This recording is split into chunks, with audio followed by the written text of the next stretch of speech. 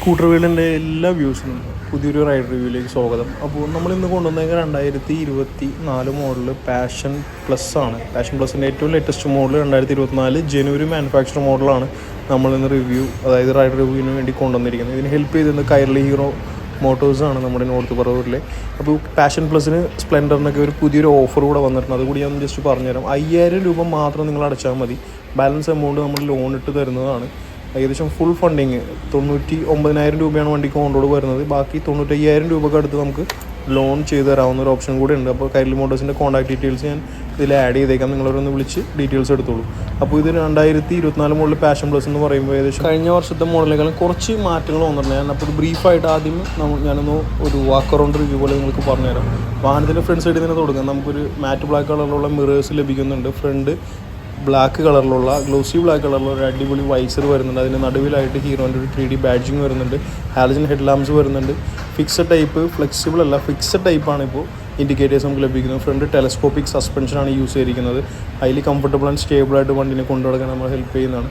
Front mudguard glossy black ആണ്. 18 inch alloy വീൽസും tubeless ടയേഴ്സും നമുക്ക് സപ്പോർട്ട് ചെയ്യുന്നുണ്ട്. ഏകദേശം 11 ലിറ്ററാണ് ഫ്യൂൽ ടാങ്ക് കപ്പാസിറ്റി വരുന്നത്. E20 ഫ്യൂൽ സപ്പോർട്ടറാണ് നമ്മുടെ വണ്ടിയിൽ. ഏകദേശം 2 ലിറ്ററോളം നമുക്ക് റിസർവ് ഫ്യൂവൽ മാറി പോകുന്നതാണ്. ഇതൊരു പ്രോപ്പർ 2024 മോഡലാണെന്നുള്ളതിൻ്റെ ബാഡ്ജിങ്ങാണ് ഞാൻ നിങ്ങൾക്ക് കാണിച്ചു തന്നെ. കണ്ടോ, 12/1/2024 മാനുഫാക്ചർ ചെയ്ത വണ്ടിയാണ്. 97 cc air cooled 4 stroke single cylinder എഞ്ചിനാണ് നമ്മുടെ വണ്ടിക്ക് വരുന്നത്.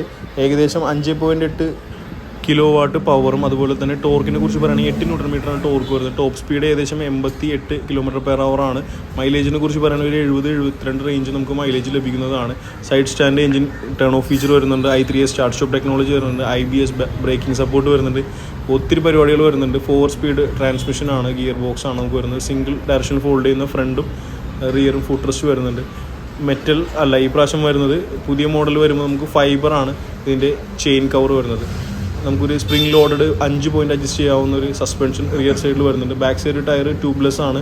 അതുകൂടാതെ നല്ല പ്ലഷ് അപ്പോൾസറി ആയിട്ടുള്ള ലോങ് ആയിട്ടുള്ള തൈ സപ്പോർട്ടുള്ള ഒരു അടിപൊളി സീറ്റിംഗ് ആണ് പുതിയ മോഡൽ വരുന്നത്. റിയർ പാസഞ്ചറിന് കുറച്ചുകൂടി വീതി കൂടി ഉള്ളൊരു സീറ്റിംഗ് ആണ്. നല്ല അടിപൊളി കംഫർട്ടബിൾ ആയിട്ടുള്ള സീറ്റിംഗ് ആണ് നമുക്ക് പ്രശ്നം ലഭിക്കുന്നത്. അതുകൂടാതെ സീറ്റിൻ്റെ ഹൈറ്റും കുറവാണ്. സീറ്റ് ഹൈറ്റ് 790 mm വരുന്നുള്ളൂ. ഒരു 4.8-5 റേഞ്ച് തൊട്ട് പൊക്കമുള്ള ആൾക്കാർക്ക് മേപ്പോട്ടേക്ക് സുഖമായിട്ട് വണ്ടിയിൽ നിന്ന് യാത്ര ചെയ്യുന്നതാണ്. റിയർ സൈഡും അലോയ് വീൽസ് തന്നെയാണ്.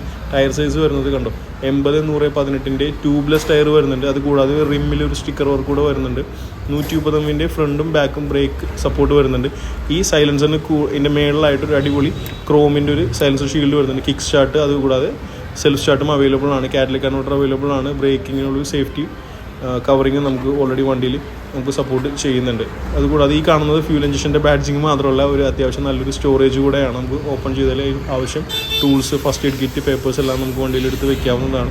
പുതിയ മോഡലായി വന്നപ്പോൾ നമുക്കിതിൽ USB ചാർജിങ്ങിനുള്ള ഓപ്ഷൻ കൂടി വണ്ടിയിൽ ലഭിക്കുന്നുണ്ട്. അപ്പോൾ ക്യാമറ ഹെൽമെറ്റിൽ ഫിറ്റ് ചെയ്ത് ഞാൻ ജസ്റ്റ് ഒന്ന് വണ്ടിയിൽ കയറി ഇരുന്നിട്ടുള്ളൂ. സെൻറ്റർ സ്റ്റാൻഡിൽ നിന്ന് വണ്ടി ഇറക്കി. അപ്പോൾ ഇതാണ് നമുക്കൊരു കോക്പിറ്റിൻ്റെ ഡിസൈൻ അല്ലെങ്കിൽ ഒരു കോക്പിറ്റിൻ്റെ വ്യൂ വരുന്നത്.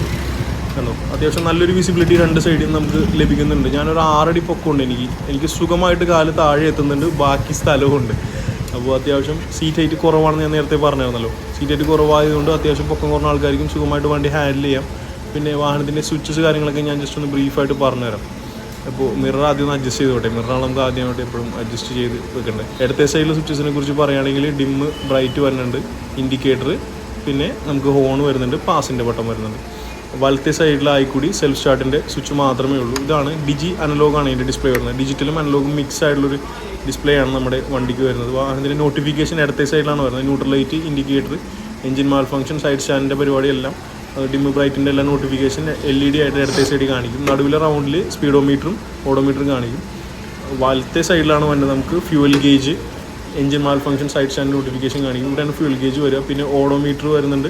അതുകൂടാതെ 2 ട്രിപ്പ് മീറ്റർ വരുന്നുണ്ട്. i3sൻ്റെ സ്റ്റാർട്ട് സ്റ്റോപ്പ് ഓപ്ഷനും നമുക്ക് മീറ്ററിൻ്റെ വലത്തെ സൈഡിലൊരു നീല കളർ സ്വിച്ചിൽ തന്നെയാണ് വരുന്നത്. അത് ഓൺ ചെയ്തിട്ട് കഴിഞ്ഞാൽ നമുക്ക് ഒരുപാട് സമയം വണ്ടി എന്താ പറയുക ഓണായിരിക്കുന്ന ഒരു കണ്ടീഷൻ വരികയാണെങ്കിൽ തനിയെ ഓഫായി പോവുകയും നമ്മൾ ക്ലച്ച് പിടിച്ചൊന്ന് ആക്സിലേഷൻ തിരിച്ചു കഴിഞ്ഞാൽ വണ്ടി തിരികെ സ്റ്റാർട്ടാവുകയും ചെയ്യും. ഈ ഒരു ടെക്നോളജി ഫസ്റ്റ് ഇൻട്രൊഡ്യൂസ് ചെയ്ത ഹീറോയാണ്. അപ്പോൾ അത്യാവശ്യം നല്ലപോലെ മൈലേജ് കിട്ടാനായിട്ട് നമുക്ക് ഹെൽപ്പ് ചെയ്യും. ആവശ്യമില്ലാതെ എഞ്ചിൻ വർക്ക് ചെയ്യുന്ന ഒരു പ്രവണത ഒഴിവാക്കി നല്ലപോലെ ഫ്യൂല് സേവ് ചെയ്യാനായിട്ട് നമ്മളെ ഹെൽപ്പ് ചെയ്യുന്നതാണ്.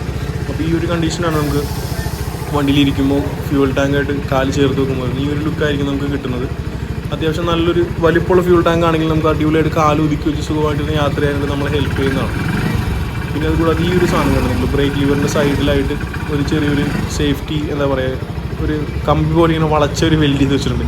അത് കാറ്റലൈറ്റ് കൺവെർട്ടറും അതിൻ്റെ ഷീൽഡും ഒക്കെ ഒരുപാട് ഹീറ്റ് എമിറ്റ് ചെയ്യുന്നൊരു സംഭവമാണ്. അപ്പോൾ നമ്മുടെ കാലതമ കൊണ്ട് പൊള്ളി ഡാമേജ് വരാണ്ടിരിക്കാനായിട്ടാണ് ഈ ഒരു സംഗതി എടുത്തു വെച്ചിരിക്കുന്നത്. ഈ ഒരു സംഭവം ഞാൻ ആദ്യമായിട്ട് സ്പ്ലെൻഡർ പ്ലസിൽ കണ്ടായിരുന്നു. ഇപ്പോൾ പുതിയ മോഡൽ പാഷൻ ഇറങ്ങിയപ്പോൾ അതിലും വണ്ടിയിൽ വെച്ചിട്ടുണ്ട്.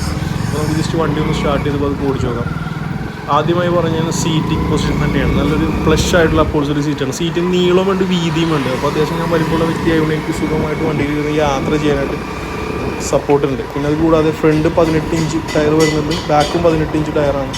അലോയ് വീൽസ് വരുന്നുണ്ട്, ട്യൂബ്ലെസ് ടയർസ് ഉണ്ട്, ഫ്രണ്ട് ടെലസ്കോപ്പിക് സസ്പെൻഷൻ ലഭിക്കുന്നുണ്ട്. Rear side spring loaded 5 point adjust ചെയ്യാവുന്ന സസ്പെൻഷനും വരുന്നതുകൊണ്ട് ഞാൻ സ്പ്ലെൻഡറിനേക്കാളും കുറേ കൂടി എനിക്ക് കംഫർട്ടബിളായിട്ട് യാത്ര ചെയ്യാൻ ഫീൽ ചെയ്യുന്നത് പാഷൻ പ്ലസിനാണ്. പിന്നെ എടുത്ത് പറയുന്ന മറ്റൊരു കാര്യം എന്ന് വെച്ചാൽ വാഹനത്തിൻ്റെ ഹാൻഡിൽ ബാറാണ്. ഹാൻഡിൽ ബാർ നല്ല വലിപ്പമുള്ള, നല്ല എന്താ പറയുക സ്റ്റീലിൻ്റെ പ്ലേറ്റ് ആയിട്ടുള്ള അടിപൊളി കാണാൻ ഭംഗിയുള്ള നല്ല വലിപ്പമുള്ള ഹാൻഡിൽ ബാറാണ്. അത്യാവശ്യം നല്ലപോലെ നിവർന്നിരുന്ന യാത്ര നല്ല വൈഡ് ആയിട്ടുള്ളൊരു ഹാൻഡിൽ ബാറാണ് ഇപ്രാവശ്യം നമുക്ക് കിട്ടിയിരിക്കുന്നത്. ഗിയർ ചേഞ്ചിനെ കുറിച്ച് പറയുകയാണെങ്കിൽ ഗിയർ ചേഞ്ച് 4 ഗിയേഴ്സാണ് വണ്ടിയിൽ വരുന്നത്. ഫസ്റ്റ് സെക്കൻഡ് നല്ല ടോർക്ക് എമിറ്റ് ചെയ്യുന്നതാണ്. തേർഡ് ഫോർത്തും അത്യാവശ്യം വണ്ടി ഒന്ന് മൂവ് ആയി ഇത്തിരി സ്പീഡ് റേഞ്ച് കയറി കഴിയുമ്പോൾ നല്ല കംഫർട്ടബിളായിട്ട് നല്ല സ്മൂത്തായിട്ട് വണ്ടി ഓടിപ്പോകുന്നുണ്ട്. പിന്നെ ഗിയർ ഇടുന്നതിൻ്റെ ഒരു പ്രത്യേകതയെ കുറിച്ച് പറയുകയാണെങ്കിൽ ഗിയർ അത്ര പോലെ സോഫ്റ്റ് കാര്യങ്ങളൊന്നുമല്ല, നല്ല ഹാർഡെന്നും പറയാൻ പറ്റില്ല. ഒരു മീഡിയത്തിനേക്കാൾ ഇത്തിരി കൂടണം. പക്ഷേ ആ ഒരു രസമുണ്ട് വണ്ടി ക്ലച്ച് പിടിച്ച് ഗിയർ ഇട്ടങ്ങ് ഓടിക്കുമ്പോൾ ഒരു സുഖമുള്ള ഒരു ഗിയർ ചേഞ്ചിങ് ടെക്നിക്കാണ് ഇതിൽ എനിക്ക് ഫീൽ ചെയ്തിരിക്കുന്നത്.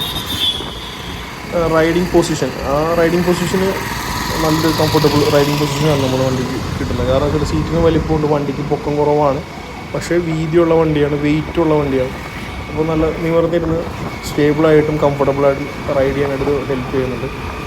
എൻജിൻ സെയിം ടു സെയിം നമ്മുടെ സ്പ്ലെൻഡറിൽ വരുന്ന എൻജിൻ തന്നെയാണ് ഇതിൽ വരുന്നത്. 97 cc സെയിം ടു സെയിം എൻജിനാണ്. പക്ഷേ അതിൻ്റെ ഒരു റിഫൈൻമെൻറ്റ് ടൂണിങ് എല്ലാം എൻ്റെ ഒരു ഡിഫറൻ്റ് ആണ്. നിങ്ങൾ സ്പ്ലെൻഡർ ഓടിച്ചിട്ടുണ്ടെങ്കിൽ നിങ്ങൾക്ക് മനസ്സിലാവും. ഒരു 4th ഗിയർ കഴിഞ്ഞ് ഒരു 60 വേണ്ടിട്ടുണ്ട്, 55 മുകളിലേക്ക് പോയി കഴിഞ്ഞാൽ ഭയങ്കരമായിട്ട് മുരളിച്ചും എൻജിൻ്റെ സൗണ്ട് കൂടിക്കൊണ്ടേയിരിക്കും. ഒരടുത്ത ഗിയർ 5-6 ഗിയറൊക്കെ ഉണ്ടായിരുന്നെങ്കിൽ അടിപൊളിയായിരുന്നുള്ള ഒരു ഫീൽ നമുക്ക് ഫീൽ ചെയ്യും. പക്ഷേ നിങ്ങൾ ഈ പാഷൻ പ്ലസ് എടുത്ത് ഓടിച്ചു കഴിഞ്ഞാൽ ആ ഒരു ഫീലിംഗ് ഇല്ല. ഒന്നാമത്തെ എൻജിൻ്റെ സൗണ്ട് രണ്ടും തമ്മിൽ എൻ്റെ ഒരു ഡിഫറൻ്റ് ഉണ്ട്. സ്പ്ലെൻഡറിനേക്കാളും കുറച്ചുകൂടി നൈസ് ഒരു മിടിപ്പുള്ള സൗണ്ടാണ് പാഷൻ പ്ലസിന് നമ്മൾ. പിന്നെ കുറേ കൂടി നല്ല ഒത്തിരി റിഫൈൻഡ് ആയിട്ടുള്ളൊരു എൻജിനാണ് ഈ പ്രാവശ്യം ഇതിൽ നമുക്ക് കിട്ടിയേക്കുന്നത്. ഒട്ടും സൗണ്ട് മറ്റേനേക്കാളും കുറവുമാണ്. പക്ഷേ ആ ഒരു എന്താ പറയുക ആ ഒരു മുരളിച്ചൊന്നുമില്ല. നമുക്ക് അടുത്ത ഗിയർ വേണ്ട, അങ്ങനെ ഒരു ഫീലാണ്. കാരണം നമ്മളിപ്പോൾ 4th ഇട്ടിട്ട് വലിപ്പിച്ച് കഴിഞ്ഞാലും ഇനിയും ദൂരം പൊക്കിക്കോളും. ഒരുപാട് ദൂരം കൂടെ നമുക്ക് കവർ ചെയ്യാനുണ്ടെന്നുള്ളൊരു ഫീൽ നമുക്ക് വണ്ടി തന്നെ നമുക്ക് തരുന്നതാണ്. അപ്പോൾ അതിന് മറ്റ് സ്പ്ലെൻഡറിലൊക്കെ പോലെ അല്ലെങ്കിൽ എന്താ പറയുക ഷൈനൊക്കെ ഓടിക്കുമ്പോൾ പോലെ അതിലൊരു ഗിയർ കൂടെ ഉണ്ടായിരുന്നു നന്നായിരുന്നെങ്കിൽ ഒരു മൂളിച്ച വരില്ലേ, ആ മൂളിച്ചൊന്നും ഇതിൽ നമുക്ക് ഫീൽ ചെയ്യുന്നില്ല. പിക്കപ്പ് ഒരു രക്ഷയില്ലാത്ത പിക്കപ്പാണ്, ഒന്നും പറയാനില്ല. നിങ്ങൾ ഇപ്പോൾ സ്പ്ലെൻഡർ എടുക്കാനുള്ള ആളാണെങ്കിൽ പോലും പാഷൻ പ്ലസ് കൂടി ടെസ്റ്റ് ഡ്രൈവ് എടുത്തിട്ട് ഡിസിഷൻ എടുക്കാനാണ് ഞാൻ നിങ്ങളോട് ഇപ്പോഴും പറയുന്നത്. അത്ര കംഫർട്ടബിളാണ് വണ്ടി, അത്ര എന്താ പറയുക സ്റ്റേബിളാണ് വണ്ടി. കുറേ വെയിറ്റ് കുറച്ചുകൂടി ഉണ്ട്, ക്ലിയറൻസും കൂടുതലുണ്ട്, ഗ്രൗണ്ട് ക്ലിയറൻസും കൂടുതലുണ്ട്. ഈ ഒരു റേഞ്ചിൽ 110 cc അല്ലെങ്കിൽ 100 cc വണ്ടിയാണെങ്കിൽ ക്ലിയറൻസും ഉണ്ട്, ഫ്യൂൾ ടാങ്ക് കപ്പാസിറ്റി കൂടുതലുണ്ട്. ഒത്തിരി കാര്യങ്ങൾ നമ്മളിതിൽ വരുന്നുണ്ട്.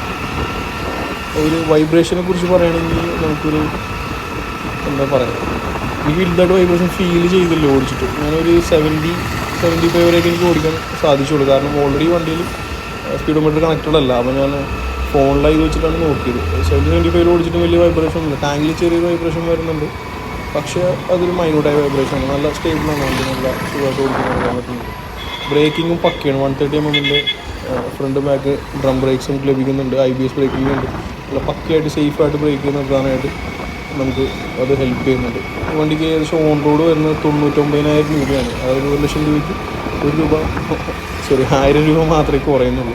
അപ്പോൾ 1 ലക്ഷം രൂപ റേഞ്ചിൽ നിങ്ങൾ അത്യാവശ്യം വലിപ്പമുള്ള വണ്ടി, അത്യാവശ്യം ഫീച്ചേഴ്സുള്ള വണ്ടി നോക്കുന്നുണ്ടെങ്കിൽ പാഷൻ പ്ലസ് തന്നെയായിരിക്കും ഏറ്റവും ബെസ്റ്റ് ചോയ്സ് എന്ന് എനിക്ക് പറയാമെന്നുള്ളൂ.